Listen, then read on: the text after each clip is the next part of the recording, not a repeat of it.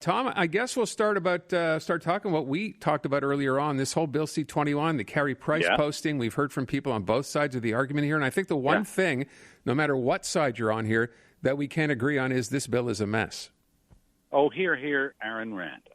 What a wonderful way to summarize it. You know, I'm a big fan of Heidi Rathjen, and when I read over the weekend that she was saying, well, whatever else is happening here, the Liberals have done a very bad job of communicating it, I had to agree with her.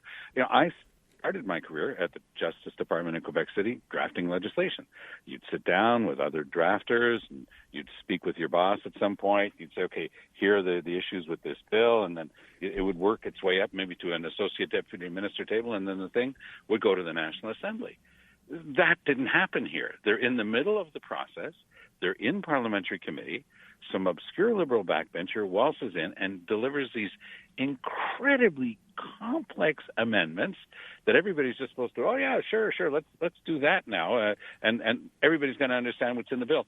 Nobody understands what's in the bill anymore. Heidi Rathjen's right. There is a specific reference in there now to 10,000 joules. That's a very large amount of energy, but there are people who are really serious, who are not doing this to muck things up, who are saying, hold on, you know, my collector's, Teddy Roosevelt era blunderbuss, that's going to somehow get seized, and it's worth several $100,000.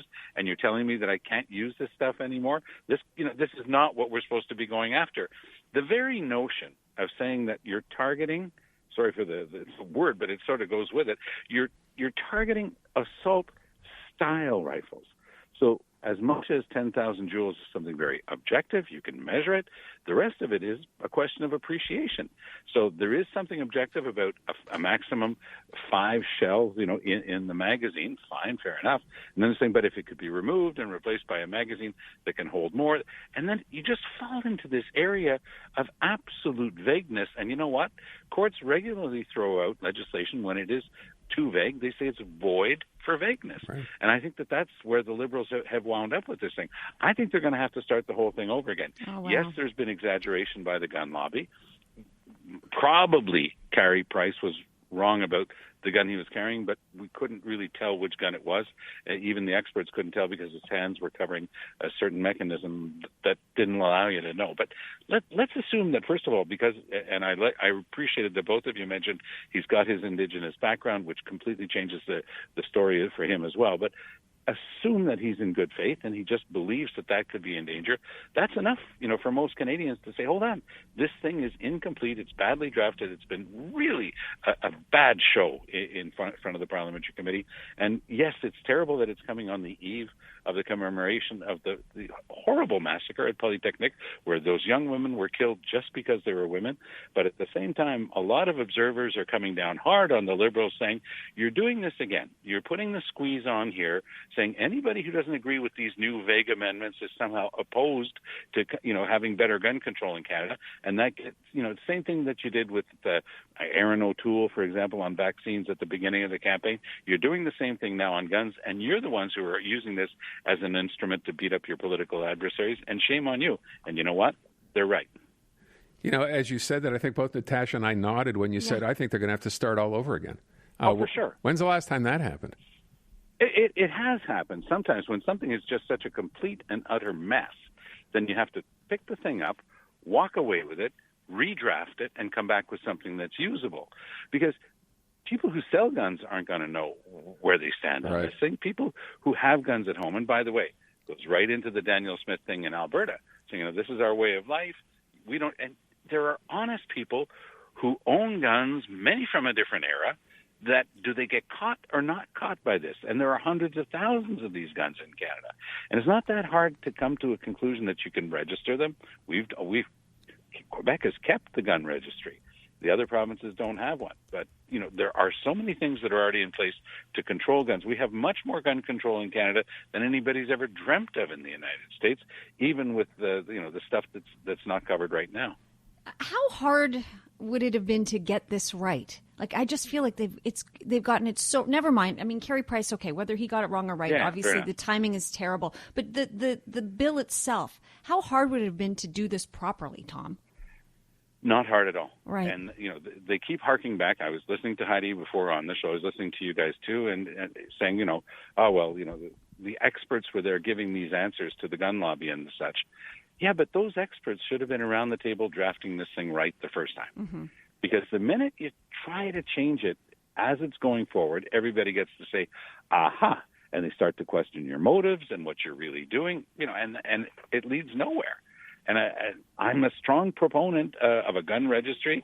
I want to make sure every police officer who works in a rural region, if they're going up to a house where there's been an indication that there's been a domestic dispute, I want them to know if there are guns behind the door of that house. I think that's part of it too, of protecting everybody in society, including law enforcement. But when you get something like this, you just slap your forehead with the palm of your hand and say, how did they mess it up this badly? Where instead of keeping everybody on side, it's divided for a whole bunch of different reasons. Okay, let's move on and talk about the big thing in Montreal, which gets underway on Wednesday. That is COP15, Sustainable Biodiversity. I'm not sure if there are going to be more attendees or protesters, Tom.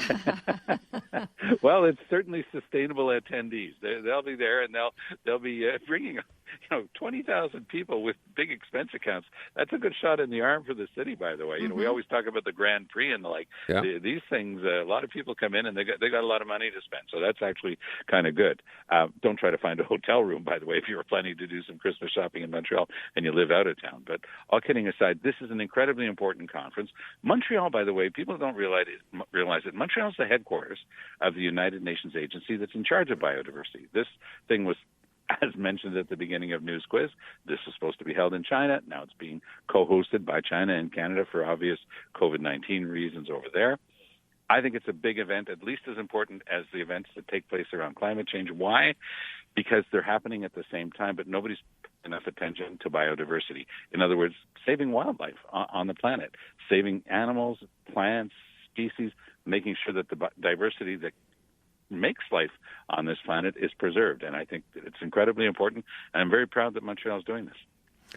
By the way, it's not a Montreal issue. Obviously, wherever this would be happening, we'd see the same sort of reaction. And I wonder at the end of the day, look, it'd be hard to argue that this is not important. Obviously, it is. Sustainable biodiversity is a big, big topic. You've been around long enough. Do actually results come from conferences like these?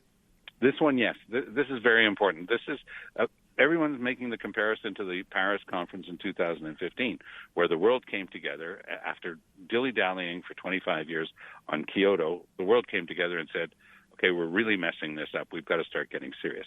Now, was Paris enough? Clearly not. Canada has the worst record of the G7.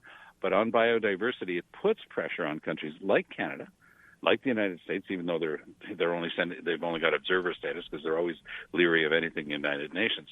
But when you have goals that are set, that are measurable, like you want this proportion of your territory set aside, for the purpose of letting wildlife flourish, and there are some beautiful places in Quebec that can be set aside, especially in the south. We've got lots of stuff in the north that they want to set aside, but it's very similar. There's not that much diversity up there. But with a little bit of effort, we could set things aside for future generations. Something, by the way, the Americans were the first at in the world. They had their national park system and all that before anybody else. But now the world's coming on side and saying we actually need these large protected areas as well to protect the animals and the diversity and, of course, the plant species. So I think Canada's going to be able to do it. And I think that we unlike climate change, where we're always in a conundrum because of the fact that we're a large petroleum producer, here at least we can start doing something right. And will this do a lot of good for relations between Canada and China as well? That's a great question, Natasha, and I think it can only help because despite the fact that we've had a very rough couple of months in our relationship with China, it's an incredibly important country, and we can't afford not to have a good relationship with them. And not because of any threat or anything like that. It's just because they are that important. And we've got to start figuring out a way to get along better with them. The problem with all of these dictatorships, the Russians and the Chinese, they are on the ascendancy right now. A lot of countries that they're working with and giving money to are saying, yeah, why worry about this election stuff? And you've even got Donald Trump saying, get rid of the American Constitution. Who needs that? And, Trump should always be recalled. Trump said, why should he have to be elected for only 2 mandates? He should do like, other strong men in the world. I mean, this is the world that we're in now. And I think that the fight for democracy includes being able to talk to countries like China. Tom Mulcair, back tomorrow morning on Andrew Carter's show at 7:40. Tom, thank you. Take good care.